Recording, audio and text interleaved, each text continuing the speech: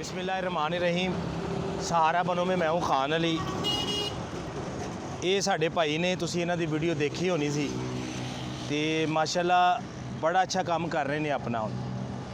ਤੇ ਸਾਡੇ ਇੱਕ ਭਾਈ ਨੇ, ਉਹਨਾਂ ਨੇ ਇਹਨਾਂ ਸੇ ਕੁਛ ਬੋਨਸ ਭੇਜਿਆ ਹੈ। ਜਿਹੜਾ ਭਾਈ ਸਾਡਾ ਕੋਈ ਵੀਰ ਅੱਛਾ ਕੰਮ ਕਰ ਰਿਹਾ ਰੇਹੜੀ ਤੇ, ਉਹਨਾਂ ਸੇ ਅਸੀਂ ਸਾਡਾ ਉਹ ਭਾਈ ਇਹਨਾਂ ਭਾਈਆਂ ਸੇ ਬੋਨਸ ਭੇਜਦੇ ਆ। ਤੇ ਕੰਮ ਸ਼ਮ ਠੀਕ ਹੈ ਹੁਣ? ठीक है, अल्लाह का शुक्र है। ਬੱਚਿਆਂ ਦਾ ਰੋਜ਼ਗਾਰ ਚੱਲ ਰਿਹਾ ਜੀ। ਇਹ ਕੁਛ ਪੈਸੇ ਆਏ ਨੇ ਤੁਹਾਡੇ, ਇਹ 5000 ਰੁਪਈਆ ਇੱਕ ਸਾਡੇ ਭਾਈ ਨੇ ਤੁਹਾਡੇ ਵਾਸਤੇ ਭੇਜਿਆ ਹੈ। ਠੀਕ ਹੈ, खुश हो गए हो? ठीक है, दुआ करना उन्हें वास्ते। दुआ करेंगे। ठीक है, अपना रोज़गार ਜਿਹੜਾ ਨਾ अच्छे तरीके ਨਾਲ ਚਲਾਓ। ठीक है ਭਾਈਜਾਨ, ਬਹੁਤ ਸ਼ੁਕਰੀਆ ਜੀ। ਇੱਕ ਸਾਡੇ ਭਾਈਜਾਨ ਆਏ ਨੇ ਤੇ ਇਹ ਵੀ ਮਾਸ਼ਾਅੱਲਾ ਬੜਾ ਅੱਛਾ ਕੰਮ ਕਰ ਰਹੇ ਨੇ। ਕੀ ਗੱਲ ਹੈ, ਹੁਣ ਮਾਲ ਥੋੜਾ ਜਿਹਾ ਰਹਿ ਗਿਆ? माल ਵਿਕ ਗਿਆ। हाँ जी।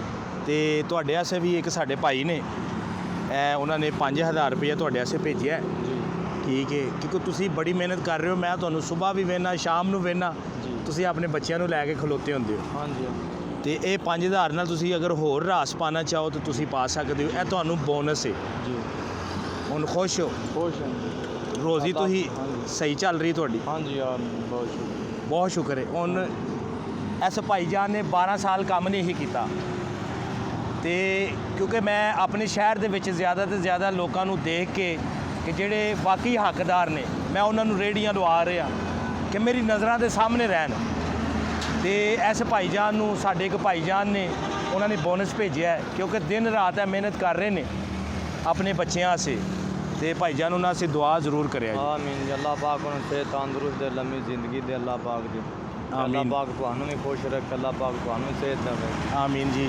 ਇਹ ਕੋਈ ਦਿਖਾਵਾ ਨਹੀਂ ਕਰ ਰਹੇ, ਅਸੀਂ ਕੋਈ ਪਬਲਿਸਿਟੀ ਨਹੀਂ ਕਰ ਰਹੇ। ਸਿਰਫ ਮੈਂ ਦਿਖਾ ਰਿਹਾ ਕਿ ਵਾਕਈ ਜਿਹਦੇ ਪੈਸੇ ਆਏ ਨੇ ਮੈਂ ਉਹਨਾਂ ਤੱਕ ਪਹੁੰਚਾ ਰਿਹਾ। ਕਿਉਂਕਿ ਇਹ ਲੋਕ ਅੱਛਾ ਕੰਮ ਕਰ ਰਹੇ ਸਨ, ਦੂਜੇ ਵੀ ਕਰ ਰਹੇ ਨੇ, ਪਰ ਇਹ ਦਿਨ ਰਾਤ ਲੱਗੇ ਹਨ ਕਿ ਕਿਉਂਕਿ ਇਹਨਾਂ ਨੇ ਮੈਨੂੰ ਭਾਈਜਾਨ ਨੇ ਕਿਹਾ ਕਿ ਯਾਰ ਮੈਂ ਥੋੜਾ ਜਿਹਾ ਫਲ ਫਰੂਟ ਹੋਰ ਪਾਣਾ ਚਾਹ ਰਿਹਾ।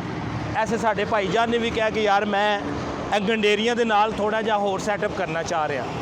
ਤੇ ਮੈਂ ਆਪਣੇ ਉਸ ਭਾਈ ਨਾਲ ਗੱਲ ਕੀਤੀ, ਉਹਨਾਂ ਨੇ ਇਹਨਾਂ ਸੇ ਬੋਨਸ ਭੇਜ ਦਿੱਤਾ। ਤੇ ਭਾਈਜਾਨ ਇਸ ਵਜ੍ਹਾ ਤੋਂ ਮੈਂ ਕਹਿਣਾ ਵਾ ਕਿ ਸਹਾਰਾ ਬਣੋ, ਮੇਰਾ ਸਾਥ ਦਿਆ ਜੇ ਕਿ ਇੰਜ ਦੇ ਲੋਕਾਂ ਦੀ ਮਦਦ ਕਰੀਏ। ਪਾਕਿਸਤਾਨ ਜ਼ਿੰਦਾਬਾਦ। सहारा